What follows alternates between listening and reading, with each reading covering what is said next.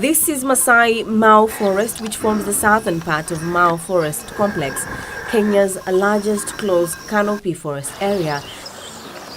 It is a trustland indigenous forest managed formerly by the Council of Narok, now Narok County, covering 46,000 hectares. The once green lush is now a pale shadow of itself, courtesy of the destruction going on, despite the government's zeal to protect the country's forests. This is a natural forest, but you can see it is being depleted completely of cedar. So destruction is coming in from both sides, and the fear is that they'll come into the center. This this Mau ecosystem is about 159,000 square hectares, so it is a big area, but there's more and more pressure. So destruction has been going on for some time, and as a service we are worried. So if we don't come in and stop this destruction, then it is going to erode the gains we have made in increasing our forest cover. And if that is done, then the 4 government priority agenda are not going to be realized.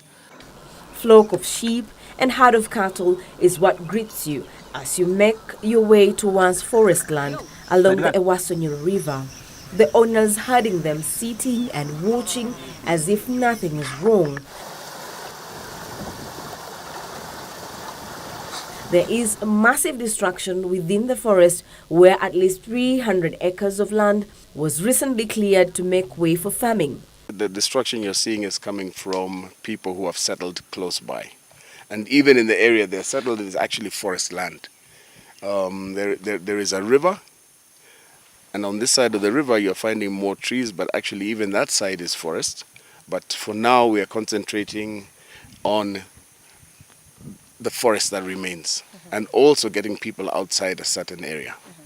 We are moving in mass. We are going to mount this interagency operation.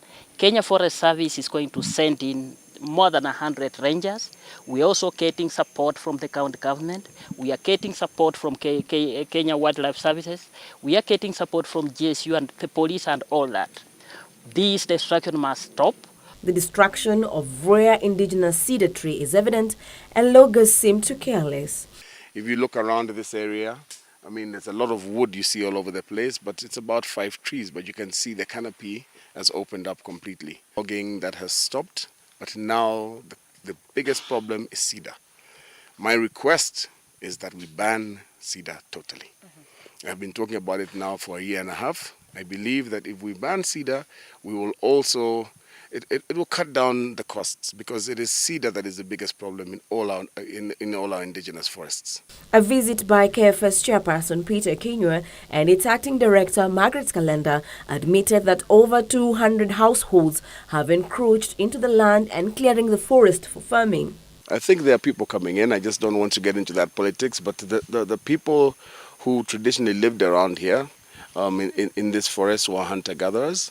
You're seeing more and more people who are coming in and commercializing it and trying to turn the forest into farmland. There are people from outside, I believe. There are people also from the neighboring place. I think that is not our mandate.